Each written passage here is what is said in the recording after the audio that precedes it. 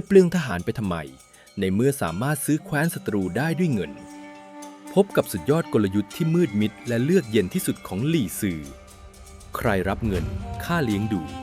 ใครรักชาติข้าส่งไปลงนรกเมื่อทองคำจากแคว้นฉินกลายเป็นอาวุธที่ทรงพลังยิ่งกว่าดาบและเป็นจุดเริ่มต้นของความพินาศที่6แคว้นไม่มีวันตั้งรับได้ทันถอดรหัสโดย Timeless Epic สนับสนุนเราได้ที่ปุ่มจอยหรือดูสินค้าแนะนำใต้คลิปแล้วมาร่วมเป็นส่วนหนึ่งของมหากาพย์นี้ไปกับเราครับ EP 35 อุบายโปรยทองยุทธการซื้อกังฉินลอบสังหารตงฉินการทำลาย6แคว้นจากภายในท่านผู้ฟังครับหลังจากมรสุมทางการเมืองภายในแคว้นฉินได้ถูกกวาดล้างจนหมดจดท้องฟ้าเหนือมหานครเสียนหยางก็กลับมาโปร่งใสและเงียบสงบแต่ทว่ามันคือความสงบก่อนพายุใหญ่ที่กำลังจะพัดถล่มแผ่นดินจีนให้ราบเป็นหน้ากรองกษัตริย์อิงเจิ้งในเวลานี้ไม่ใช่เด็กหนุ่มที่ต้องคอยฟังคำสั่งของมหาอุปราชอีกต่อไปแล้วพระองค์คือพญามังกรหนุ่มที่สยายปีกกุมอำนาจเบ็ดเสร็จเด็ดขาด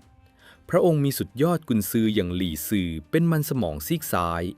มีขุนพลระดับพระการอย่างหวังเจียนเป็นมือขวาและมีครองเจิ้งกัวเป็นเส้นเลือดใหญ่คอยสูบฉีดเสบียงอาหารหล่อเลี้ยงกองทัพนับล้านนายทุกอย่างพร้อมสับแคว้นฉินในเวลานี้เปรียบเสมือนเครื่องจักรสังหารขนาดยักษ์ที่ถูกเติมเชื้อเพลิงจนเต็มถังรอเพียงแค่ CEO ออกคำสั่งให้เหยียบคันเร่งเพื่อพุ่งทะยานออกไปทำการควบรวมกิจการแบบ Hostile Takeover ยึดครองอย่างเป็นปรปักษ์กับทั้ง6แคว้นที่เหลือแต่การจะกลืนกินโลกทั้งใบนั้น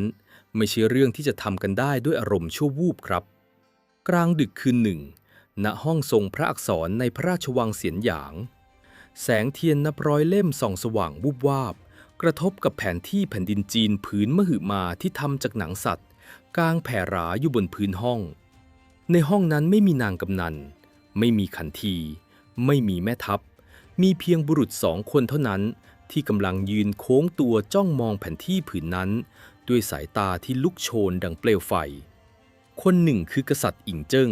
ผู้สวมชุดคลุมมังกรดำในตาดุดันราวกับพญาเหยี่ยวอีกคนหนึ่งคือหลี่ซือกุนซือคู่ใจในชุดขุนนางชั้นผู้ใหญ่ผู้มีใบหน้าเรียบเฉยแต่ในตาฉายแววเจ้าเล่ห์และลึกล้ำหาตัวจับยาก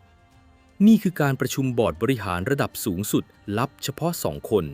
ที่จะกำหนดชะตากรรมของชีวิตคนนับ10 ล้านคนในยุคจ้านกัวอิงเจิ้งชี้ปลายกระบี่ในพระหัตถ์ไปที่แผนที่ลากผ่านดินแดนของแคว้นหานเจ้าเว่ยฉู่เอี้ยนและฉีทีละแคว้นหลี่ซือบัดนี้แผ่นดินฉินเป็นปึกแผ่นเสบียงอาหารอุดมสมบูรณ์ทหารม้าของเรากระหายศึกจนแทบจะทนไม่ไหวข้าต้องการรวบรวมแผ่นดินที่แตกแยกมานานกว่า500 ปีนี้ให้รวมเป็นหนึ่งเดียวภายใต้ชื่อแคว้นฉินเจ้าคิดว่าหากข้าสั่งกรีธาทัพนับล้านนายบุกทะลวงไปข้างหน้าด้วยกำลังทหารทั้งหมดที่มีเราจะใช้เวลากี่ปีในการบดขยี้พวกมันให้หมดสิ้นหลี่ซือยืนเอามือไพร่หลังจ้องมองแผนที่อย่างเยือกเย็นก่อนจะสายหน้าช้าๆแล้วตอบด้วยน้ำเสียงที่ราบเรียบแต่หนักแน่นกราบทูลต้าหวางหากเราใช้เพียงกำลังทหารบุกทะลวงตรงๆอย่างที่พระองค์ดำริแม้กองทัพฉินจะแข็งแกร่งและไร้พ่ายแต่การกลืนกิน6แคว้นก็อาจจะต้องใช้เวลาชั่วชีวิตของพระองค์หรืออาจจะทำให้แคว้นฉินของเราต้องล่มสลายเสียเองพะยะค่ะอิงเจิ้งเลิกพระโขนงขึ้นด้วยความประหลาดใจกึ่งขัดใจเจ้าหมายความว่าอย่างไรหลี่ซือทหารของเราเก่งกาจที่สุดอาวุธของเราคมที่สุดเหตุใดเจ้าจึงกล่าววาจาอัปมงคลเช่นนั้น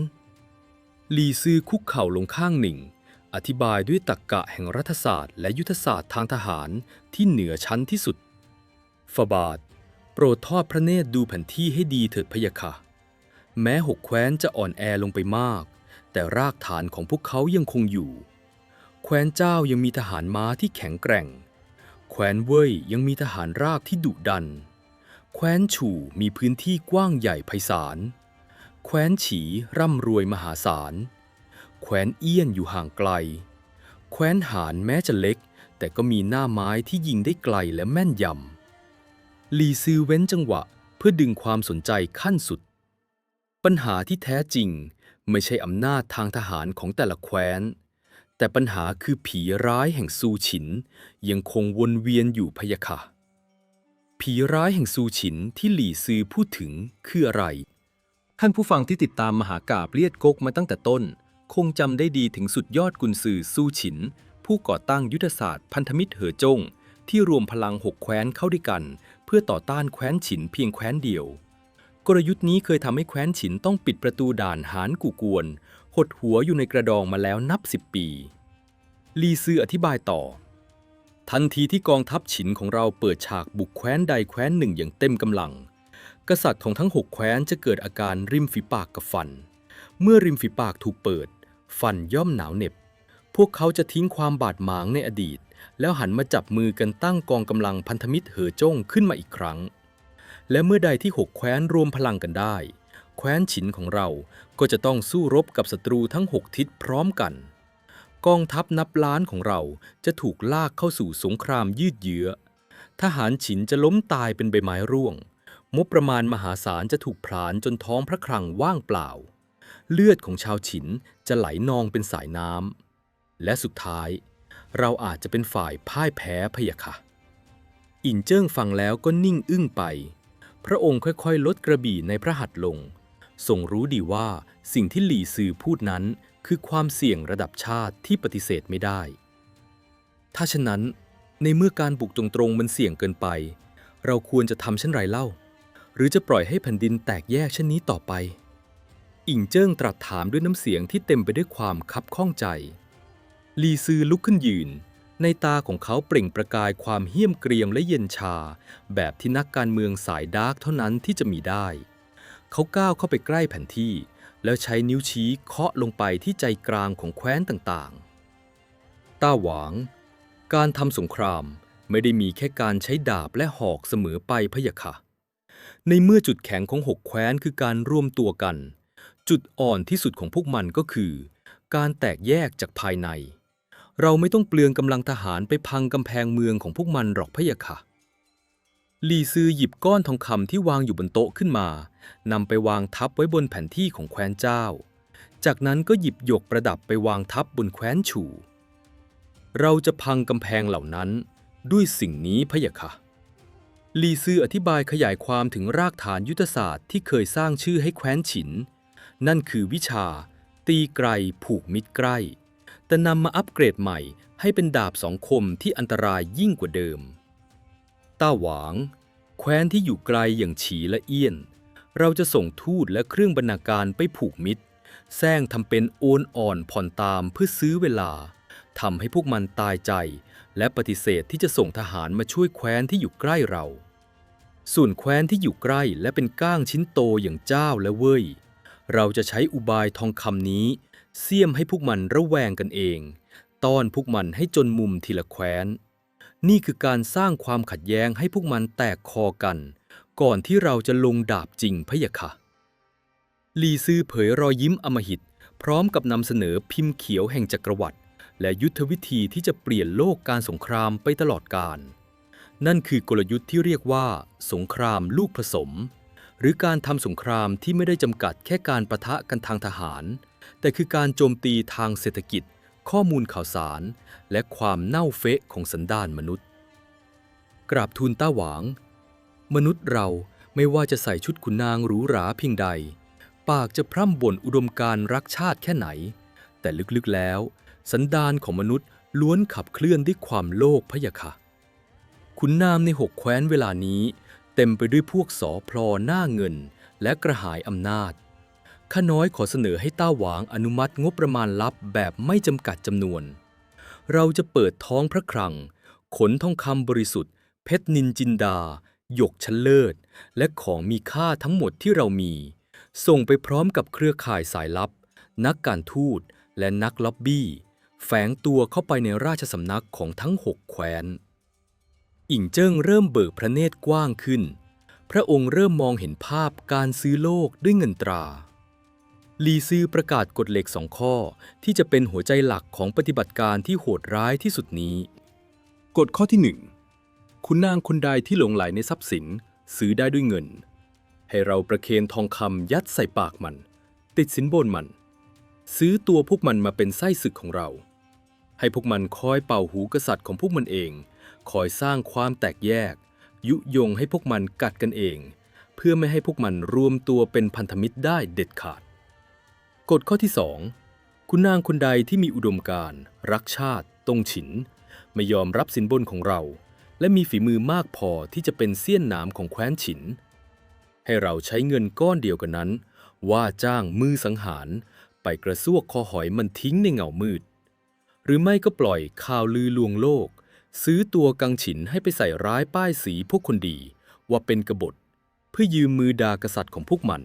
สับหัวแม่ทัพของตัวเองทิ้งเสียประโยคประวัติศาสตร์ของหลี่ซือผู้ทรงเกียรติแห่งแคว้นใดที่ซื้อได้ด้วยทรัพย์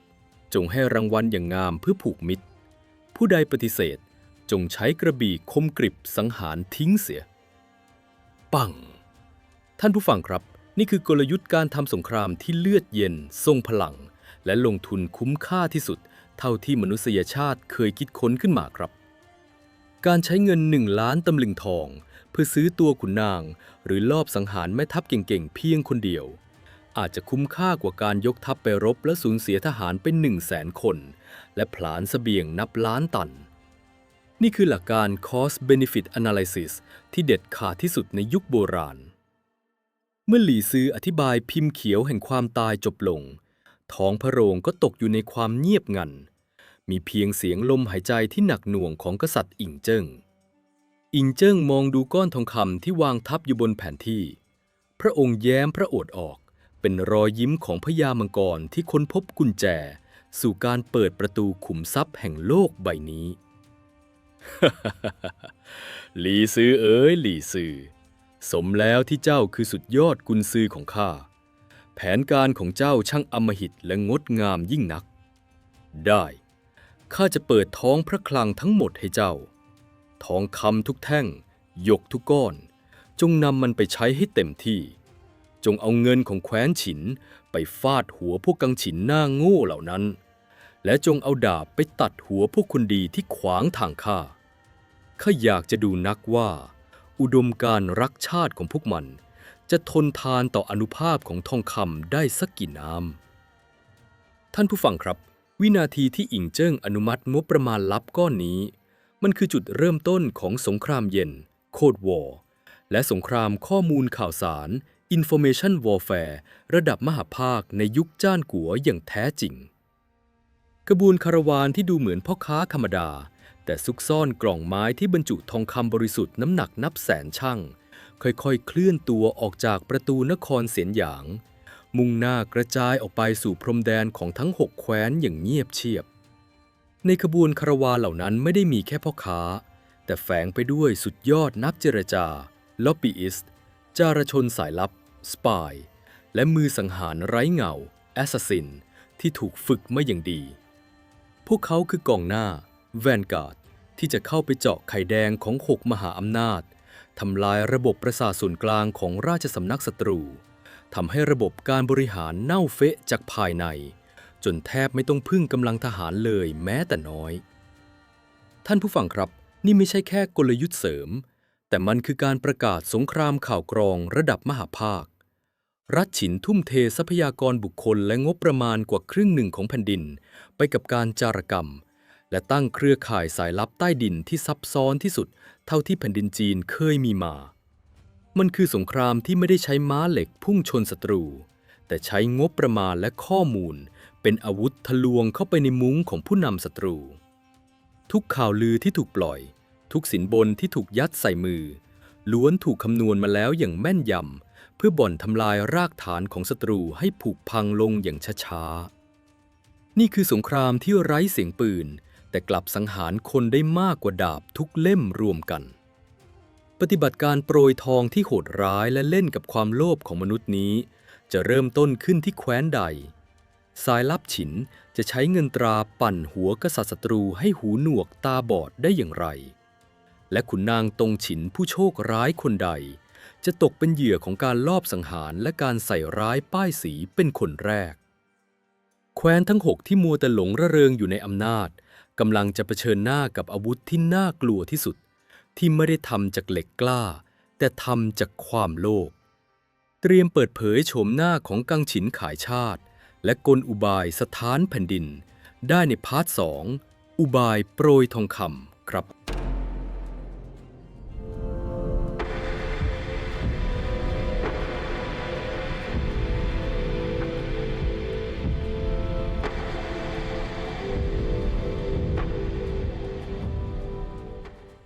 ท่านผู้ฟังครับในโลกของอาชญากรรมและการบ่อนทำลายองค์กรมีสัจธรรมที่โหดร้ายข้อหนึ่งกล่าวไว้ว่าป้อมปราการที่แข็งแกร่งที่สุด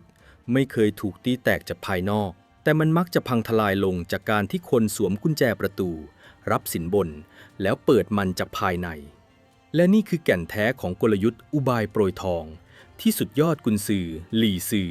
นำมาใช้บทขยี้6มหาอำนาจแห่งยุคจ้านกัวครับ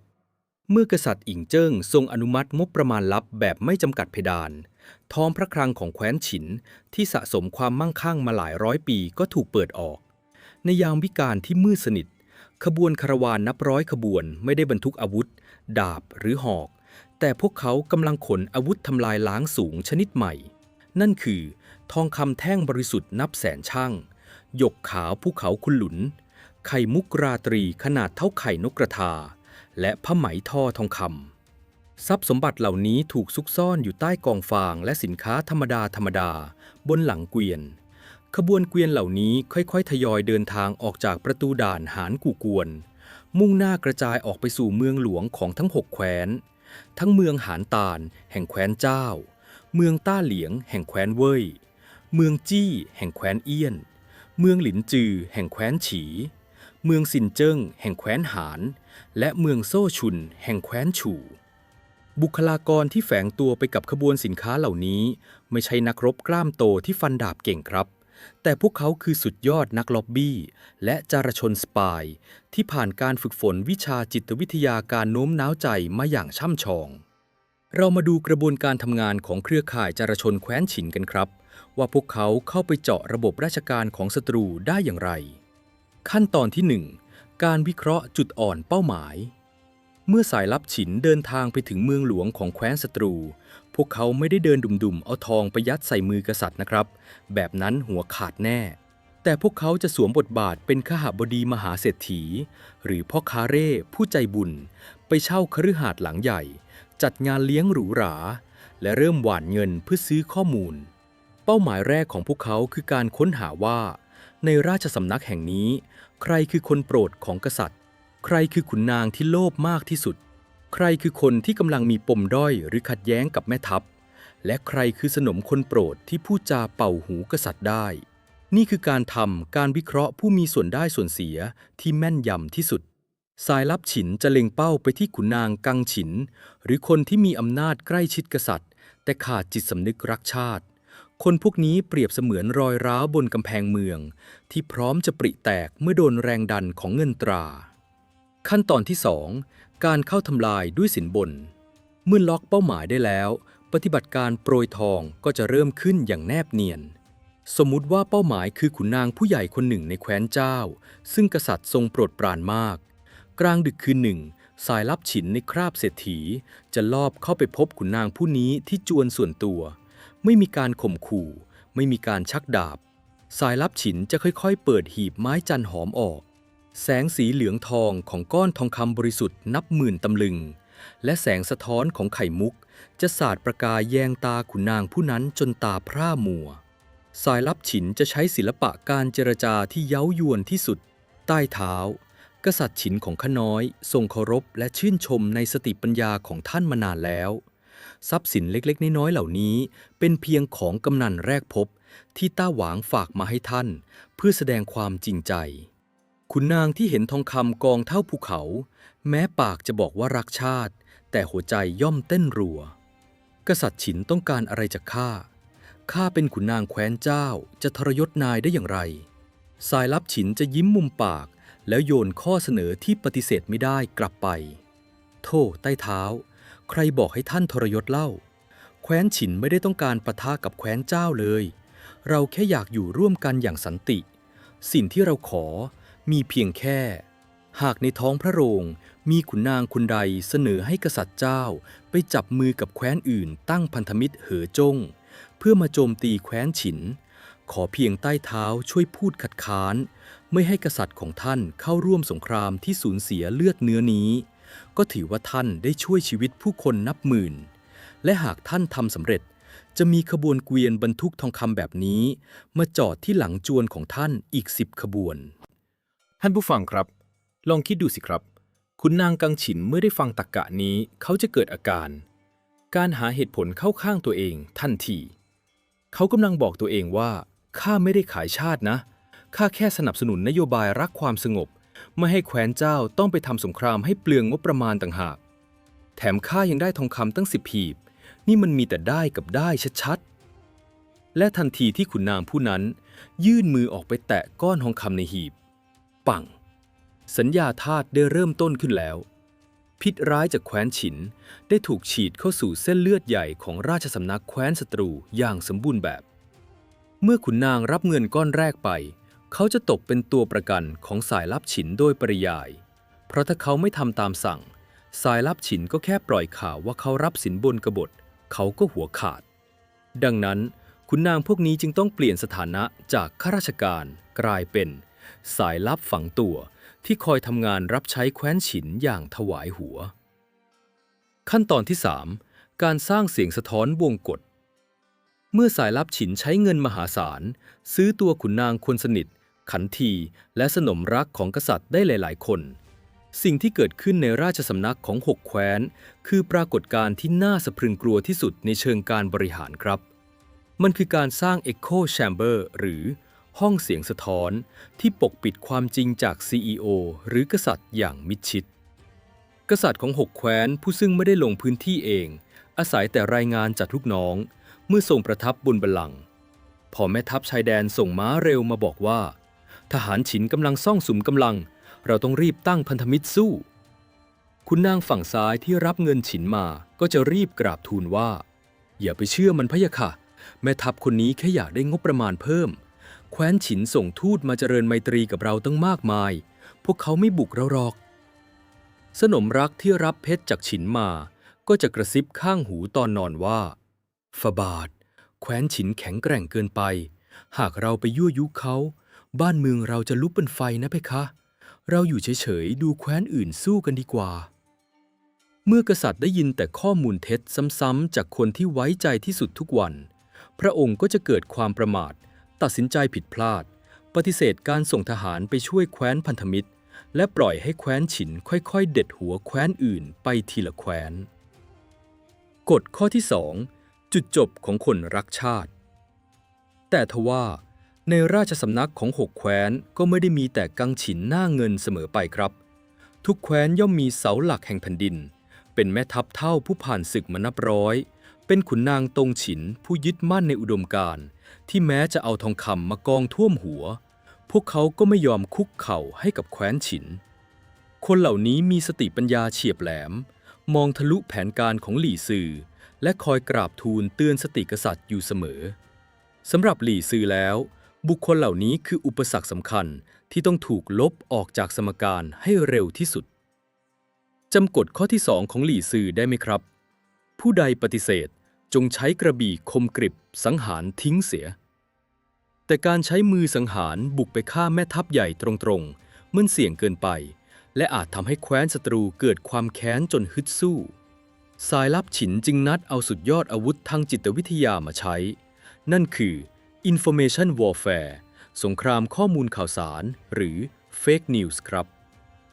สายลับฉินจะนำทองคำอีกจำนวนมหาศาลไปจ่ายให้กับขุนนางกังฉินที่โดนซื้อตั๋วไว้แล้วและออกคำสั่งเด็ดขาดจงใช้ปากของพวกเจ้าฆ่าแม่ทัพคนนั้นทิ้งซะปฏิบัติการ Discredit เริ่มต้นขึ้นขุนนางกังฉินจะกุเรื่องปล่อยข่าวลือไปทั่วเมืองหลวงว่าท่านแม่ทัพใหญ่ผู้นั้นที่กุมกำลังทหารหลายแสนนายแท้จริงแล้วกำลังแอบซ่องสุมกำลังเตรียมก่อกบฏหรือที่ท่านแม่ทัพรบชนะแคว้นฉินเป็นเพราะเขาแอบเจรจาลับๆรับสินบนจากแคว้นฉินต่างหาก และด้วยความที่กษัตริย์ในยุคนั้นมักจะมีความหวาดระแวงแม่ทัพของตัวเองที่กุมอำนาจทหารอยู่แล้วเป็นทุนเดิมเมื่อถูกขุนนางคนสนิทเป่าหูย้ำๆทุกวันฟังเรื่องโกหกบ่อยๆจนคิดว่าเป็นเรื่องจริงในที่สุดกษัตริย์ที่หูเบาก็จะหลงกลศัตรูออกราชองค์การสั่งปลดหรือแย่ที่สุดคือสั่งประหารชีวิตแม่ทัพผู้ซื่อสัตย์และเก่งกาจที่สุดของแผ่นดินตนเองด้วยข้อหากบฏท่านผู้ฟังครับมันน่าเศร้าและน่าขนลุกไหมครับแคว้นฉินไม่ต้องสูญเสียทหารเลยแม้แต่คนเดียวไม่ต้องยิงธนูแม้แต่ดอกเดียวแต่พวกเขาสามารถยืมดาบกษัตริย์สังหารขุนพลของตัวเองได้อย่างเลือดเย็นที่สุดเมื่อเสาหลักของแผ่นดินพังทลายลงราชสำนักเต็มไปด้วยพวกกังฉินขายชาติที่คอยกอบโกยผลประโยชน์กองทัพขาดแม่ทัพที่มีฝีมือ 6. มหาอำนาจที่เคยยิ่งใหญ่เกรียงไกรก็กลายสภาพเป็นเพียงต้นไม้ใหญ่ที่ถูกปลวกเจาะกินจนกรวงดวงรอเพียงแค่วันที่พายุใหญ่พัดมามันก็จะโค่นล้มลงอย่างง่ายดายและแล้วเมื่อสัญญาณจากสายลับทั่วทั้ง6แคว้นส่งรายงานกลับมาที่นครเสียนหยางว่ายาพิษได้ออกฤทธิ์จนศัตรูอัมพาตแล้วกษัตริย์อิงเจิ้งก็ทรงแย้มพระโอษฐ์พระองค์ทรงลุกขึ้นจากบัลลังก์มังกรชักกระบี่คู่กายชี้ไปข้างหน้าเวลาแห่งการเก็บเกี่ยวมาถึงแล้วทัพม้าเหล็กฉินนับล้านนายที่อัดอั้นและกระหายศึกมานานนับปีบัดนี้พร้อมที่จะเคลื่อนพลเหยียบย่ำดินแดนที่กำลังเน่าเฟะแคว้นใดจะตกเป็นเหยื่อรายแรกของพญามังกร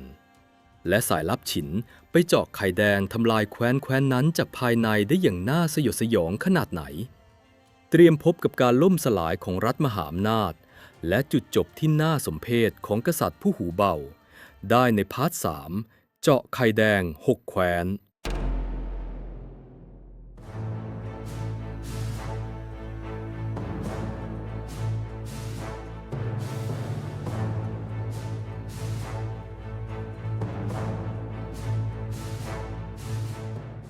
ท่านผู้ฟังครับเมื่อขบวนคาราวานที่บรรทุกงบประมาณลับของแคว้นฉินเดินทางข้ามพรมแดนกระจายตัวเข้าสู่เมืองหลวงของทั้ง6มหาอำนาจปฏิบัติการเจาะระบบทางการเมืองที่ยิ่งใหญ่ที่สุดในยุคโบราณก็เริ่มต้นขึ้นลีซือไม่ได้หว่านเงินแบบมั่วซั่วครับในฐานะนักยุทธศาสตร์เขาได้ทำการวิเคราะห์ SWOT analysis ของแคว้นคู่แข่งแต่ละแคว้นอย่างละเอียดและเลือกเป้าหมายหลักที่จะสร้างผลกระทบระดับทำลายล้างให้กับความมั่นคงของทั้ง6แคว้น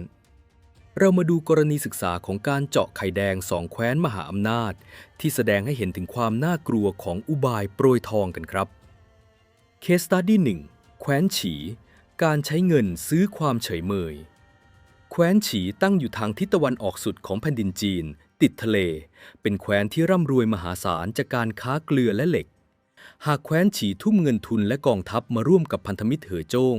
แคว้นฉินจะต้องเจอกับงานที่ยากลำบากอย่างยิ่งแต่ลีซือรู้ดีว่า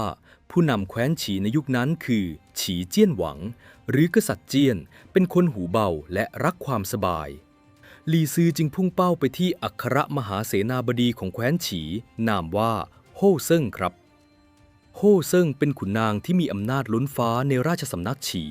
แต่มีจุดอ่อนที่ร้ายแรงที่สุดคือความโลภที่ไร้ขีดจำกัดสายลับแคว้นฉินลอบเข้าไปพบโฮ่เซิ่งพร้อมกับทองคำและหยกชั้นเลิศที่ประเมินค่ามิได้บรรทุกมาเต็มเกวียนหลาย10เล่มสายลับฉินเสนอเงื่อนไขที่แสนจะง่ายดายใต้เท้าโฮ่เซิ่งแคว้นฉินอยู่ไกลจากแคว้นฉีสุดล่าฟ้าเขียวเราไม่มีทางเป็นศัตรูกันได้เลยกษัตริย์ฉินเพียงต้องการทำสงครามกับแคว้นตรงกลางอันได้แก่หานเว่ยเจ้าขอเพียงใต้เท้ากราบทูลกษัตริย์ฉีให้ดำเนินนโยบายเป็นกลางไม่ส่งทหารไปช่วยแคว้นใดๆและไม่ทำพันธมิตรกับใครทรัพย์สมบัติเหล่านี้จะเป็นของท่านและเมื่อแคว้นฉินรวบรวมแผ่นดินได้เราจะแบ่งโลกนี้กันปกครองคนละครึ่งท่านผู้ฟังครับโฮ่เซิ่งเห็นทองคำส่องประกายวับวาวก็ตาโตเท่าไข่ห่านเขารีบกวาดสมบัติทั้งหมดเข้าคฤหาสน์ของตนเองทันทีตั้งแต่วันนั้นเป็นต้นมาโฮ่เซิงก็กลายเป็นกระบอกเสียงให้กับแคว้นฉินอย่างเต็มตัวเขาสร้างนโยบายหลอกตาประชาชนที่เรียกว่าการทูตเพื่อสันติเขาเป่าหูกษัตริย์ฉีทุกวันว่าฝ่าบาท แคว้นฉินเป็นมิตรที่ดีของเราพวกเขารบกับแคว้นอื่นก็ช่างเขาเถิดเราอย่าแกว่งเท้าหาเสี้ยนเลยเพคะพะยะค่ะเราตั้งหน้าตั้งตาค้าขายสั่งสมความมั่งคั่งให้ประชาชนแคว้นฉีมีความสุขดีกว่าใครมาขอความช่วยเหลือก็ปิดประตูใส่หน้าพวกมันไปเลยด้วยวาทศิลป์ของโฮ่เซิงที่กินสินบนจนพุงกลางแคว้นฉีจึงกลายเป็นรัฐที่หลับไหลไม่ยอมซ้อมรบไม่พัฒนากองทัพนั่งดูแคว้นฉินบทขยี้แคว้นเพื่อนบ้านไปทีละแคว้นอย่างใจเย็นโดยไม่รู้ตัวเลยว่าเมื่อแคว้นอื่นตายหมดคิวต่อไปก็คือพวกเขานั่นเองนี่คือความสำเร็จขั้นสุดยอดของการใช้เงินตัดกำลังหนุนของศัตรูครับเคสตัดดี้2แคว้นเจ้าการปั้นกังฉินเพื่อกินตงฉินหากแคว้นฉีคือเป้าหมายทางเศรษฐกิจแคว้นเจ้าคือเป้าหมายทางทหารที่แคว้นฉินหวาดกลัวที่สุดครับแคว้นเจ้าตั้งอยู่ทางตอนเหนือมีพรมแดนติดกับเผ่าเซียงหนูทำให้พวกเขามีกองทหารม้าที่แข็งแกร่งดุดันที่สุดในแผ่นดินและที่สำคัญแคว้นเจ้ายังมีขุนพลเทพเจ้าอย่างหลี่มู่และเหลียนพอซึ่งเป็นก้างชิ้นใหญ่ที่ทัพฉินกลืนไม่เข้าคายไม่ออกมาหลายสิบปีเพื่อจะตีแคว้นเจ้าให้แตกหลี่ซือไม่สามารถใช้ทหารม้าไปสู้ตรงๆได้เขาต้องใช้ปรสิตไปชอนชัยจากภายในและแจ็คพอตก็ไปตกอยู่ที่ขุนนางคนสนิทของกษัตริย์เจ้านามว่ากัวใครครับท่านผู้ฟังครับโปรดจดจำชื่อกัวใครไว้ให้ดีนะครับผู้ชายคนนี้คือสุดยอดกังฉินขายชาติระดับตำนานที่ทำลายแคว้นของตนเองได้อย่างย่อยยับที่สุดในหน้าประวัติศาสตร์จีนกัวใครเป็นคนไร้ความสามารถทางทหารและการบริหารแต่เก่งกาจเรื่องการสอพลอประจบและเล่นการเมืองในมุ้งจนเป็นที่โปรดปรานของกษัตริย์แคว้นเจ้าด้าวเซียงหวังและกษัตริย์องค์ต่อมาคือเจ้าโยหมิ่นหวังเมื่อสายลับแคว้นฉินสืบรู้ว่ากัวไข่เป็นคนที่มีอิทธิพลสูงสุดต่อการตัดสินใจของกษัตริย์เจ้าแต่กลับมีความริษยาในผลงานของเหล่าแม่ทัพใหญ่ปฏิบัติการยัดเงินอุดปากโดยงบประมาณลับก้อนมหึมาก็ถูกส่งตรงไปที่คฤหาสน์ของกัวไครทันทีทองคำหลายหมื่นตำลึงเปลี่ยนกัวไครให้กลายเป็น CEO ฝั่งแคว้นเจ้าสาขาแคว้นฉินกัวไคไม่ได้ทำหน้าที่แค่สนับสนุนแคว้นฉินนะครับแต่แคว้นฉินมอบหมายดัชนีชี้วัดผลงานที่เฉพาะเจาะจงและโหดเหี้ยมที่สุดให้กับเขานั่นคือจงใช้ปากของเจ้าฆ่าแม่ทัพที่เก่งที่สุดของแคว้นเจ้าทิ้งซะท่านผู้ฟังจะเห็นว่าแคว้นฉินเข้าใจหลักการทำลายคู่แข่งแบบเบ็ดเสร็จการจะล้มบริษัทยักษ์ใหญ่ไม่ใช่การไปทุบตึกเขาแต่ต้องดึงเอาคีย์แมนหรือผู้จัดการฝ่ายขายระดับท็อปของเขาออกไปให้พ้นทางเมื่อรับเงินมาแล้วกัวไคก็เริ่มบรรเลงเพลงกังฉินทันทีเขาอาศัยความใกล้ชิดกับกษัตริย์เจ้าคอยเป่าหูและกุเรื่องใส่ร้ายแม่ทัพที่จงรักภักดีทีละคนหากมีแม่ทัพคนไหนทำผลงานรบชนะแคว้นฉินแทนที่กัวไคจะชื่นชมเขากลับกราบทูลด้วยน้ำเสียงหวาดระแวงว่าฟาบาทแม่ทัพผู้นี้รบชนะติดต่อกันกุมกำลังทหารนับแสนนายบารมีในหมู่ทหารของเขาสูงส่งจนแทบจะบดบังพระรัศมีของฟาบาทแล้วนะพะยะค่ะกระหม่อมได้ข่าวลือมาว่าเขาแอบเจรจาลับๆกับทูตแคว้นฉินหากวันใดเขานึกกบฏยกทัพหันกลับมาบุกเมืองหลวงฟาบาทจะเอาอันใดไปต้านทานเล่าพะยะค่ะการทำงานของกัวไข่คือการใช้หลักจิตวิทยาปลูกฝังความหวาดระแวงเข้าไปในหัวของผู้นำที่อ่อนแอและขาดความมั่นใจในตัวเองเมื่อกษัตริย์เจ้าได้ยินคำเป่าหูเช่นนี้ทุกวันประกอบกับกัวไคใช้เงินแคว้นฉินไปจ้างขุนนางคนอื่นๆให้พูดสอดรับกันเป็นเสียงเดียวเกิดเป็นเอ็โคแชมเบอร์สมบูรณ์แบบกษัตริย์เจ้าก็เริ่มมองแม่ทัพที่ยอมตายถวายหัวอยู่หน้าด่านว่าเป็นกบฏที่กำลังรอวันแหวงกลับความเน่าเฟะนี้ไม่ได้เกิดขึ้นแค่ในแคว้นฉีและแคว้นเจ้านะครับสายลับของแคว้นฉินกระจายตัวเจาะระบบเข้าไปในทุกแคว้นในแคว้นหานสายลับฉินใช้เงินซื้อตัวขุนนางให้กราบทูลกษัตริย์หานยอมจำนนแต่เนิ่นๆโดยอ้างว่าแคว้นฉินไร้พ่ายขัดขืนไปก็มีแต่ตายเปล่าในแคว้นเว่ยมีการจ้างวานนักเลงและมือสังหารลอบฆ่าผู้ที่มีแนวคิดต่อต้านแคว้นฉิน ทำให้ราชสำนักเว่ยตกอยู่ในบรรยากาศแห่งความหวาดกลัวไม่มีใครกล้าเสนอตัวเป็นผู้นำทัพท่านผู้ฟังครับอุบายโปรยทองของหลี่ซือทำงานได้ผลอย่างน่าสะพรึงกลัวเงินตราและสินบนเปรียบเสมือนกรดที่ค่อยๆกัดกร่อนรากฐานของ6แคว้นมหาอำนาจจนผุกร่อนกษัตริย์และผู้นำของแคว้นต่างๆไม่ตระหนักเลยว่าพวกเขากำลังถูกปกครองโดยกังฉินที่รับเงินจากแคว้นฉินอยู่เบื้องหลังเมื่อมีรัฐใดถูกทหารฉินยกทัพเข้าบุกตีรัฐนั้นจะส่งทูตไปขอความช่วยเหลือจากรัฐพันธมิตรแต่ทูตเหล่านั้นจะถูกขุนนางกังฉินในรัฐนั้นๆที่รับสินบนมาหาข้ออ้างกีดกันขัดขวางจนไม่มีกองหนุนใดๆเดินทางมาช่วยพันธมิตรเหอจงที่เคยยิ่งใหญ่และน่าเกรงขามบัดนี้ถูกทำลายย่อยยับจนกลายเป็นเพียงเศษกระดาษด้วยพลังของทองคำแต่ผลกระทบที่น่าหดหู่ที่สุดของยุทธการสงครามข้อมูลข่าวสารนี้ยังมาไม่ถึงจุดพีคครับ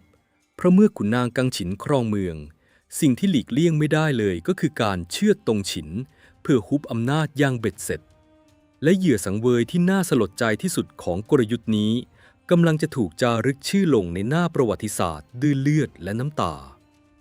แม่ทัพผู้เก่งกาจและรักชาติที่สุดจะต้องจบชีวิตลงด้วยน้ำมือของกษัตริย์แคว้นตัวเองได้อย่างไรอาวุธแห่งข่าวลือจะทรงพลานุภาพฆ่าคนได้เหี้ยมโหดขนาดไหนร่วมสลดใจไปกับชะตากรรมของเหล่าวีรบุรุษที่ไร้แผ่นดินกับดานในพาร์ท 4จุดจบของขุนนางตงฉิน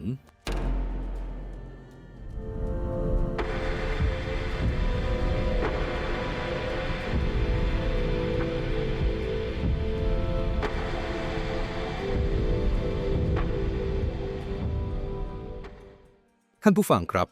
ในโลกของผลประโยชน์และการเมืองอันมืดมิดแม้ว่าเงินตราจะสามารถซื้อวิญญาณของคนได้มากกว่าครึ่งแผ่นดินแต่ในทุกยุคทุกสมัยก็มักจะมีสิ่งที่เรียกว่าข้อยกเว้นเสมอครับท่ามกลางราชสำนักของ6แคว้นที่กำลังเน่าเฟะและเต็มไปด้วยขุนนางกังฉินหน้าเงินยังคงมีขุนนางตงฉิน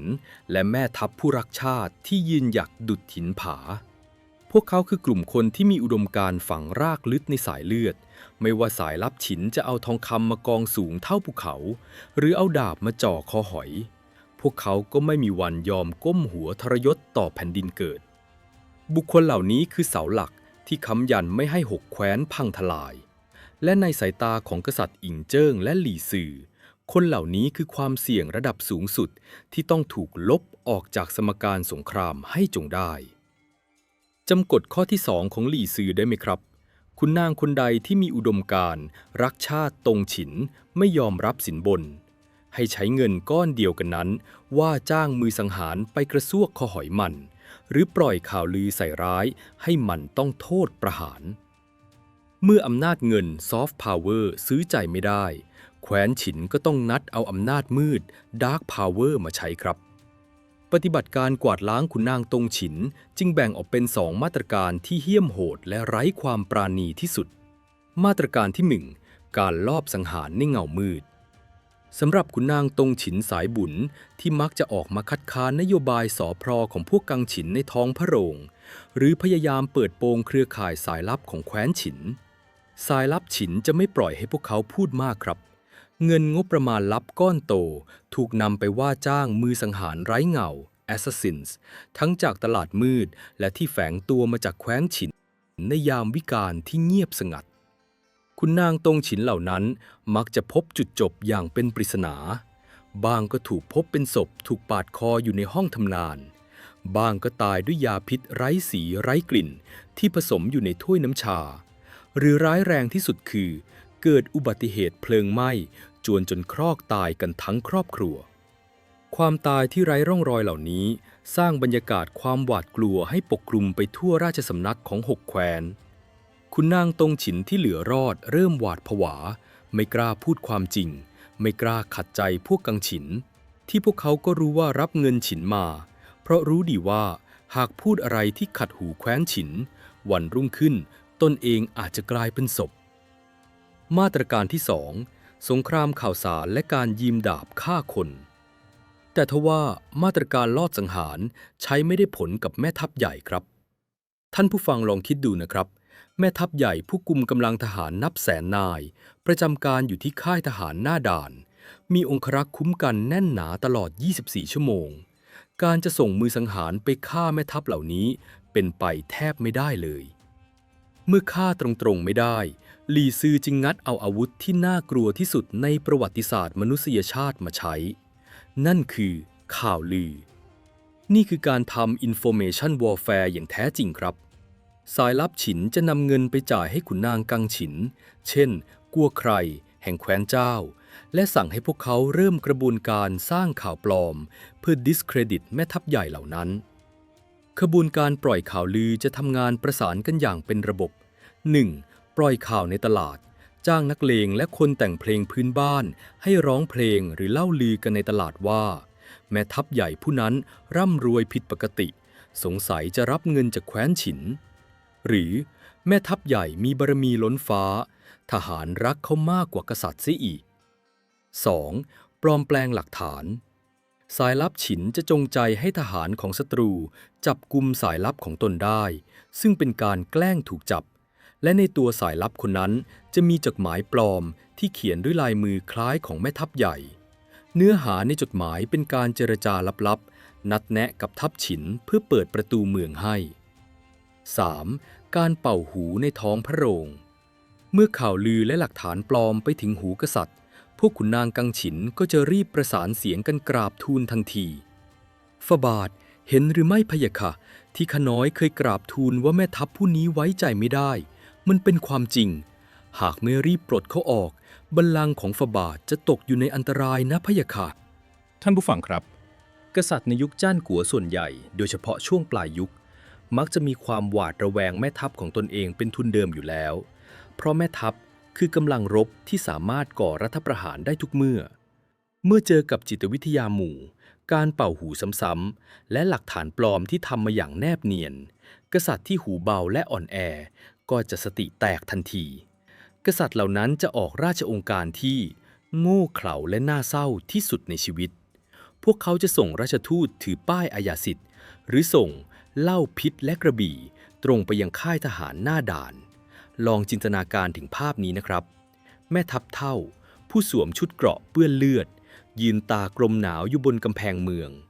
สายตาจ้องมองไปที่กองทัพฉินที่กำลังตั้งค่ายรออยู่เบื้องหน้าเขาวางแผนการรบอย่างรัดกุมทหารทุกคนพร้อมสู้ตายเพื่อปกป้องแผ่นดินแต่จู่ๆราชทูตจากเมืองหลวงของตนเองก็เดินทางมาถึงพร้อมกับประกาศราชองค์การแม่ทัพใหญ่มีความผิดฐานซ่องสุมกำลังคิดคดทรยศกษัตริย์มีรับสั่งให้ปลดจากตำแหน่งริบอำนาจทหารและให้ปลิดชีพตนเองเพื่อรับโทษทันเดี๋ยวนี้ช่างเป็นความเจ็บปวดที่แสนสาหัสและอัปยศอดสูที่สุดแม่ทัพตงฉินผู้พร้อมจะพลีชีพในสนามรบด้วยเงื้อมมือศัตรูกลับต้องมาจบชีวิตลงอย่างน่าสมเพชด้วยความหวาดระแวงของกษัตริย์ที่ตนเองจงรักภักดีแม่ทัพหลายคนเลือกที่จะคุกเข่าหันหน้าไปทางเมืองหลวงโขกศีรษะคำนับเป็นครั้งสุดท้ายก่อนจะใช้กระบี่คู่กายที่เคยใช้บั่นคอศัตรูมาเชือดคอตัวเองตายกลางค่ายทหารนี่คือชะตากรรมที่หลี่มู่สุดยอดขุนพลแคว้นเจ้าจะต้องเผชิญในอนาคตอันใกล้ด้วยฝีมือของกัวไคครับและบางคนที่รู้ทันว่าถูกใส่ร้ายหากไม่ยอมตายก็ต้องหนีเตลิดทิ้งบ้านเกิดเมืองนอนกลายเป็นคนไร้แผ่นดินกบดานเช่นเหลียนพอที่ต้องหนีไปแคว้นเว่ยและแคว้นฉู่จนตรอมใจตายปังดีลสำเร็จครับแคว้นฉินสามารถยืมดาบกษัตริย์สังหารแม่ทัพศัตรูได้อย่างสมบูรณ์แบบเมื่อเสาหลักถูกโค่นล้มขุนนางตงฉินถูกสังหารแม่ทัพเก่งๆถูกปลดหรือบังคับให้ฆ่าตัวตายจนหมดสิ้นกองทัพของ6แคว้นที่เคยยิ่งใหญ่ก็กลายเป็นเพียงฝูงแกะที่ไร้สุนัขต้อนขวัญกำลังใจของทหารตกต่ำถึงขีดสุดบ้านเมืองถูกปกครองโดยกังฉินที่เอาแต่เสวยสุขบนกองเงินที่แคว้นฉินประเคนให้แคว้นทั้ง6บัดนี้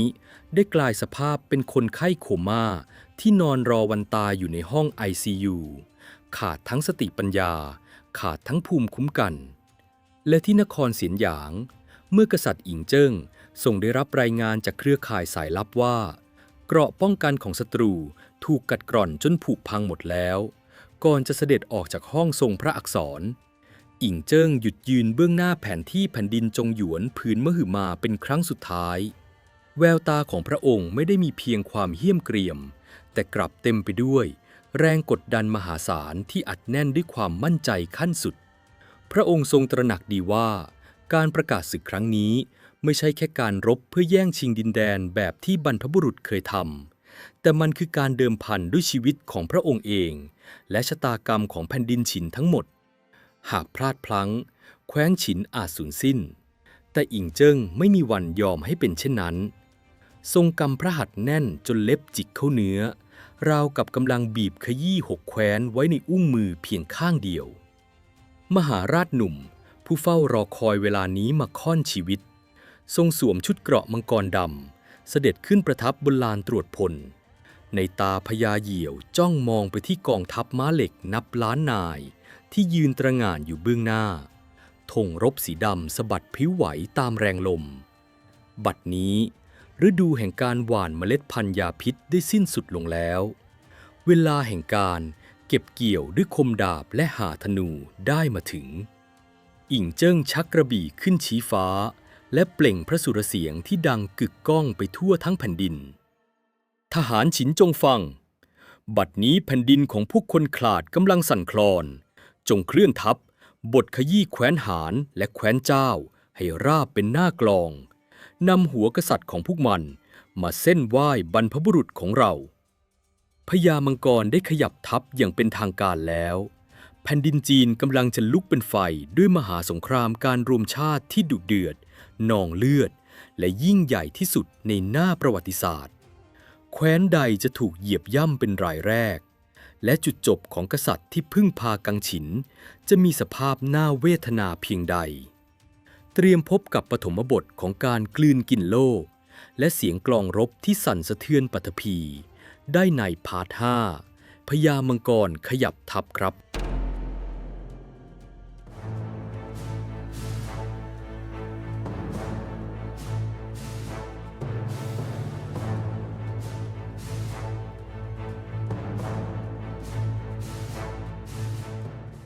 ท่านผู้ฟังครับในโลกของการควบรวมกิจการเมื่อฝ่ายผู้ซื้อได้ทำการแทรกซึมซื้อตัวผู้บริหารและทำให้ราคาหุ้นของบริษัทคู่แข่งตกลงจนถึงจุดต่ำสุดแล้วขั้นตอนต่อไปก็ไม่ใช่การเจรจาต่อรองอีกต่อไปครับแต่มันคือการส่งทีมกฎหมายและผู้บริหารชุดใหม่เข้าไปยึดตึกสำนักงานใหญ่เบ็ดเสร็จและสำหรับยุคจ้านกัวทีมยึดตึกของกษัตริย์อิงเจิ้งก็คือกองทัพม้าเหล็กสีดำนับล้านนายที่พร้อมจะเปลี่ยนหน้าประวัติศาสตร์ด้วยเลือดและคมดาบเมื่อซอฟต์พาวเวอร์สายดาร์กอุบายโปรยทองและสงครามข่าวสารของหลี่ซีได้ทำหน้าที่กัดกร่อนภูมิคุ้มกันของทั้ง6แคว้นจนพังพินาศราชสำนักศัตรูเต็มไปด้วยกังฉินที่เอาแต่ชิงดีชิงเด่นขุนพลตงฉินถูกสั่งปลดและประหารขวัญกำลังใจของทหารย่ำแย่ถึงขีดสุดบรรดา6มหาอำนาจที่เคยเกรียงไกรบัดนี้เปรียบเสมือนปราสาททรายที่รอเพียงเกลียวคลื่นลูกแรกซัดเข้ามาก็พร้อมจะพังคลื่นลงมาทั้งแผงณลานตรวจพลที่กว้างใหญ่สุดลูกหูลูกตานอกมหานครเสียนหยางกษัตริย์อิงเจิ้งทรงประทับยืนอยู่บนรถม้าศึกสีดำคลับพระองค์ทอดพระเนตรมองลงไปเบื้องล่างกองทัพฉินนับแสนนายยืนตั้งแถวอย่างเป็นระเบียบเรียบร้อยจนหน้าขนลุกทหารทุกคนสวมชุดเกราะหลังสีดำถือหอกยาวและหน้าไม้ที่พร้อมยิงท่ามกลางความเงียบสงัดมีเพียงเสียงธงรบสีดำลายมังกรที่สะบัดพลิ้วไหวตามแรงลมกองทัพฉินในยุคนั้นไม่ใช่แค่กลุ่มชาวนาที่ถูกเกณฑ์มาถือดาบนะครับแต่มันคือเครื่องจักรสังหารที่ถูกจัดระบบมาอย่างสมบูรณ์แบบทหารทุกคนรู้ดีว่าการตัดหัวศัตรูได้1 หัวหมายถึงการได้เลื่อนขั้นได้ที่ดินและได้ยกระดับฐานะทางสังคมตามระบบรางวัลของซังหยางแววตาของทหารฉินจึงไม่ได้มีความหวาดกลัวแต่เต็มไปด้วยความกระหายที่จะล่าแต้มในสนามรบอิงเจิ้งชักกระบี่ไท่อาขึ้นชี้ฟ้าเปล่งพระสุรเสียงที่ดังกึกก้องและเย็นเยียบ6 รัฐโง่เขลาปล่อยกังฉินครองเมืองบัดนี้ถึงเวลาที่สวรรค์จะลงทันจงยาตราทัพเป้าหมายแรก บทขยี้แคว้นหารและแคว้นเจ้าให้สิ้นซากเฮ่อเฮ่อเฮ่อเสียงโห่ร้องรับคำสั่งของทหารฉินดังกึกก้องกำปนาตสะเทือนเลื่อนลั่นไปถึงสวรรค์เสียงย่ำเท้าของทหารราบและเสียงควบของม้าศึกนับแสนตัวทำให้แผ่นดินสั่นสะเทือนราวกับเกิดแผ่นดินไหวพญามังกรได้เริ่มขยับตัวแล้วครับกองทัพแนวหน้าภายใต้การนำของยอดขุนพลแห่งยุคเคลื่อนขบวนออกจากด่านหานกู่กวนมุ่งหน้าพุ่งชนเป้าหมายแรกทันทีทำไมเป้าหมายแรกต้องเป็นแคว้นหานและแคว้นเจ้าในมุมมองของยุทธศาสตร์การทหารหลี่ซือและอิงเจิ้งได้วิเคราะห์เจาะลึกไว้แล้วครับ 1. แคว้นหานแคว้นหานมีขนาดเล็กที่สุดอ่อนแอที่สุดและที่สำคัญมันตั้งอยู่ติดกับพรมแดนของแคว้นฉินประดุจก้างปลาที่ติดคอหอยแคว้นหานเปรียบเสมือนประตูหน้าบ้านสู่ที่ราบจงหยวนหากแคว้นฉินจะกรีธาทัพใหญ่ไปตีแคว้นอื่นทางทิศตะวันออกก็ต้องเดินทัพผ่านแคว้นหานหากไม่กำจัดแคว้นหานทิ้งเสียก่อนก็อาจจะถูกตลบหลังตัดเสบียงได้ 2. แคว้นเจ้าแคว้นเจ้าคือก้างชิ้นใหญ่ที่สุดในแผ่นดินภาคเหนือแม้จะบอบช้ำจากศึกฉางผิงในอดีตแต่แคว้นเจ้ายังมีสายเลือดนักรบบนหลังม้าที่ดุดันและที่สำคัญที่สุดแคว้นเจ้ายังมีลมหายใจของยอดขุนพลหลี่มู่ผู้เป็นประการเหล็กที่แข็งแกร่งที่สุดในแผ่นดินหากแคว้นฉินสามารถตีแคว้นเจ้าให้แตกหักได้แคว้นอื่นๆที่เหลือก็จะหมดกำลังใจและยอมจำนนไปเองเมื่อทัพม้าเหล็กของแคว้นฉินบุกข้ามพรมแดนเข้าสู่แคว้นหานสิ่งที่เกิดขึ้นไม่ใช่การสู้รบที่สูสีแต่มันคือการเชือดไก่ครับกษัตริย์หานประทับอยู่บนบัลลังก์ด้วยความหวาดผวาสุดขีดพระองค์พยายามส่งทูตไปขอความช่วยเหลือจากแคว้นเจ้าและแคว้นเว่ยแต่ทว่าจำอุบายโปรยทองได้ไหมครับคุณนางกังฉินในแคว้นเจ้าและเว่ยที่รับเงินของฉินไปแล้วต่างก็ประสานเสียงกันกราบทูลกษัตริย์ของตนว่าแคว้นหานอ่อนแอเกินไปช่วยไปก็เปลืองทหารเปล่าๆแคว้นฉินส่งทูตมาบอกแล้วว่าเป้าหมายคือแคว้นหานแคว้นเดียวเราอย่าไปยุ่งเลยพะยะค่ะผลคือทูตของแคว้นหานถูกปฏิเสธอย่างใยดีประตูเมืองของรัฐพันธมิตรปิดตายในขณะเดียวกันภายในราชสำนักแคว้นหานเองขุนนางที่รับเงินแคว้นฉินก็พากันข่มขู่กษัตริย์หานว่า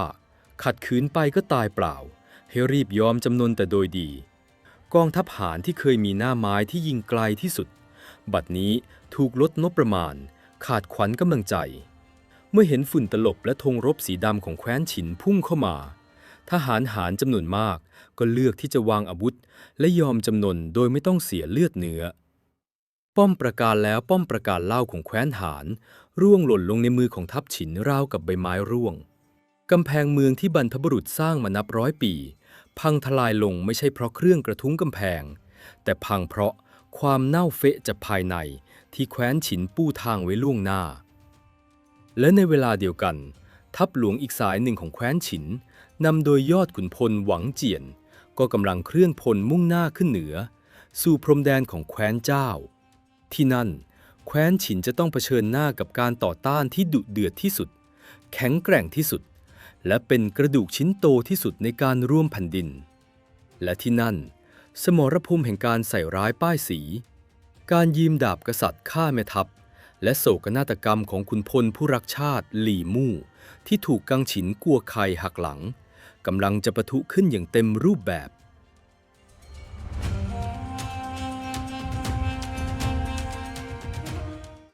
ท่านผู้ฟังครับปฐมบทแห่งการกลืนกินหกแคว้นได้เปิดฉากขึ้นแล้วอย่างเป็นทางการกลยุทธ์โปรยทองซื้อกังฉินของหลี่ซือได้พิสูจน์แล้วว่ามันคืออาวุธเบิกทางที่ทำให้ทัพม้าเหล็กฉินสามารถพุ่งชนเป้าหมายได้อย่างไร้รอยต่อแต่ก่อนที่เราจะก้าวข้ามไปสู่มหากาพย์การล่มสลายของแคว้นหานและแคว้นเจ้าแบบเจาะลึกในตอนต่อไปเรามาตกผลึกความคิดและถอดรหัสความน่ากลัวของสงครามข้อมูลข่าวสารและคอร์รัปชันที่ทำลายชาติมหาอำนาจได้ราบคาบยิ่งกว่าอาวุธใดๆกันครับผู้นำองค์กรจะป้องกันระบบตัวเองจากการถูกแทรกซึมได้อย่างไรและความโลภของมนุษย์สามารถสร้างโดมิโนเอฟเฟกต์ที่เลวร้ายระดับชาติได้ขนาดไหน เตรียมพบกับบทวิเคราะห์สุดล้ำลึกที่ตีแผ่สันดานมนุษย์ในพาร์ท 6 Exclusive 35 Hybrid Warfare โจมตีด้วยคอร์รัปชันและก่อนจะเข้าสู่ช่วงถอดรหัสท่านผู้ฟังท่านใดอยากสนับสนุนเราสามารถกดจอยเป็นสมาชิกหรืออุดหนุนสินค้าแนะนำใต้คลิปได้เลยนะครับท่านผู้ฟังครับยินดีต้อนรับเข้าสู่ช่วง Exclusive Analysis ครับหากเรามองข้ามฉากการเดินทัพและชุดเกราะในยุคโบราณไปสิ่งที่กษัตริย์อิงเจิ้งและหลี่ซือทำใน EP นี้มันคือหลักสูตรปริญญาเอกทางการทหารและการบริหารธุรกิจที่ยังคงถูกนำมาใช้จริงในสมรภูมิภูมิรัฐศาสตร์และการแข่งขันทางธุรกิจระดับโลกในยุคปัจจุบันเลยครับการโจมตีด้วยอุบายโปรยทองไม่ใช่แค่การติดสินบนธรรมดาแต่มันคือการทำไฮบริดวอร์แฟร์สงครามลูกผสมที่มุ่งโจมตีจุดอ่อนที่สุดของมนุษย์นั่นคือความโลภเรามาถอดรหัสความน่ากลัวของกลยุทธ์นี้ผ่าน3บทเรียนสำคัญกันครับบทเรียนที่ 1 Cost Benefit Analysis ความคุ้มค่าของการติดสินบนในมุมมองของเศรษฐศาสตร์และการทำสงครามทองคำมีราคาถูกกว่าเลือดเสมอครับท่านผู้ฟังลองคำนวณดูสิครับการที่แคว้นฉินจะยกกองทัพนับแสนนายไปทำสงครามยืดเยื้อต้องเสียค่าเสบียงอาหารมหาศาลต้องสูญเสียกำลังคนในวัยแรงงานไปจำนวนมากแถมยังมีความเสี่ยงที่จะแพ้และถูกรัฐอื่นตลบหลังแต่หลี่ซือกลับเลือกใช้เงินงบประมาณลับที่แม้จะดูมหาศาลแต่มันก็มีเพดานจำกัดไปหว่านซื้อตัว Key Decision Makers ผู้มีอำนาจตัดสินใจในแคว้นศัตรูเพียงไม่กี่คนการใช้เงินซื้อกัวใครของแคว้นเจ้าหรือโฮ่เซิ่งของแคว้นฉีเป็นการลงทุนที่มี Return on Investment สูงที่สุดในประวัติศาสตร์เพราะเงินก้อนนี้สามารถดึงกองทัพนับแสนนายของศัตรูให้หยุดนิ่งอยู่กับที่ได้หรือแม้กระทั่งทำให้ศัตรูเปิดประตูเมืองยอมจำนนโดยไม่ต้องเสียลูกธนูเลยสักดอกเดียวข้อคิดในโลกธุรกิจคู่แข่งอาจไม่ได้สู้กับคุณด้วยการลดราคาหรือพัฒนาสินค้าแต่อาจจะใช้วิธีซื้อตัวผู้บริหารของคุณทุ่มเงินดึงตัวคนเก่งหรือล็อบบี้คู่ค้าของคุณให้ตัดขาดจากคุณแทนบทเรียนที่ 2 The Rot from Within เมื่อผู้นำติดกับดัก Echo Chamber ทำไมกษัตริย์ของทั้ง 6 แคว้นถึงยอมให้คนต่างชาติเข้ามาแทรกซึมและทำลายระบบจากภายในได้ง่ายดายขนาดนั้นคำตอบคือความล้มเหลวของระบบตรวจสอบครับกษัตริย์ที่อ่อนแอและขาดวิสัยทัศน์มักจะชอบฟังแต่คำหวานและรายล้อมตัวเองด้วยคนประจบสอพรพวก Yes Men เมื่อสายลับฉินเจาะเข้าระบบและจ่ายเงินให้พวก Yes Men เหล่านี้ราชสำนักก็จะกลายสภาพเป็น Echo Chamber ห้องเสียงสะท้อนทันทีกษัตริย์จะถูกตัดขาดจากข้อมูลความจริงไม่รู้เลยว่าประชาชนเดือดร้อนแค่ไหนไม่รู้ว่าทัพหน้ากำลังจะตายหมดแล้วและเมื่อมีขุนนางตงฉินคนที่พูดความจริงแต่ไม่เข้าหูพยายามจะเตือนกษัตริย์ก็จะมองว่าคนเหล่านี้เป็นพวกต่อต้านและมองโลกในแง่ร้ายเพราะเสียงของกังฉินที่ถูกจ้างมามันดังกว่ามากข้อคิดผู้นำองค์กรที่ดีย่อมต้องมีระบบ internal audit ที่แข็งแกร่งและต้องรับฟังเสียงสะท้อนฟีดแบ็กที่แตกต่างโดยเฉพาะเสียงที่ขัดใจตัวเองหากผู้นำฟังแต่เสียงเชียร์จากคนสนิทองค์กรนั้นก็เตรียมตัวนับถอยหลังสู่ความตายได้เลยครับบทเรียนที่ 3 Information Warfare อาวุธที่น่ากลัวที่สุดคือข่าวปลอมท่านผู้ฟังจะเห็นว่าเมื่อเงินซื้ออุดมการณ์ของขุนนางตงฉินและแม่ทัพผู้รักชาติไม่ได้แคว้นฉินก็ใช้ข่าวลือเป็นอาวุธในการสังหารแทนการทำลายชื่อเสียงน่ากลัวยิ่งกว่าการลอบสังหารทางกายภาพครับเพราะมันคือการยืมดาบคนอื่นฆ่าศัตรูการปล่อยข่าวปลอมเพื่อใส่ร้ายแม่ทัพใหญ่ว่าซ่องสุมกำลังกบฏเป็นการเล่นกับจุดอ่อนเรื่องความหวาดระแวงอำนาจของกษัตริย์ผลลัพธ์ก็คือกษัตริย์แคว้นศัตรูจะเป็นคนออกคำสั่งประหารสุดยอดขุนพลของตัวเองทิ้งไปกับมือนี่คือโศกนาฏกรรมของการที่องค์กรไม่สามารถแยกแยะระหว่างแฟกต์ข้อเท็จจริงกับเฟกนิวส์ข่าวปลอมได้ข้อคิดในยุคปัจจุบันที่ข้อมูลข่าวสารล้นทะลัก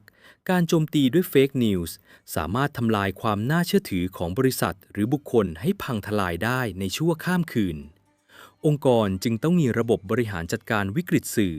และความสามารถในการตรวจสอบต้นตอของข้อมูลที่เฉียบขาด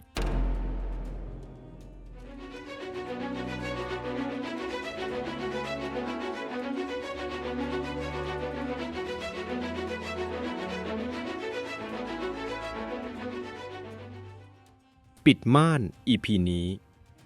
ก่อนเข้าสู่สมรภูมิแห่งการล่มสลาย ท่านผู้ฟังครับ อุบายโปรยทองของหลี่ซือได้ตอกฝาโลงเตรียมฝัง6แคว้นมหาอำนาจไว้ล่วงหน้าแล้ว เงินตราและสินบนได้กัดกร่อนกำแพงเมืองที่บรรพบุรุษสร้างมาจนเปื่อยยุ่ย และบัดนี้พญามังกรฉินได้เคลื่อนกองทัพม้าเหล็กนับล้านนาย พุ่งเป้าหมายแรกไปที่แคว้นหาน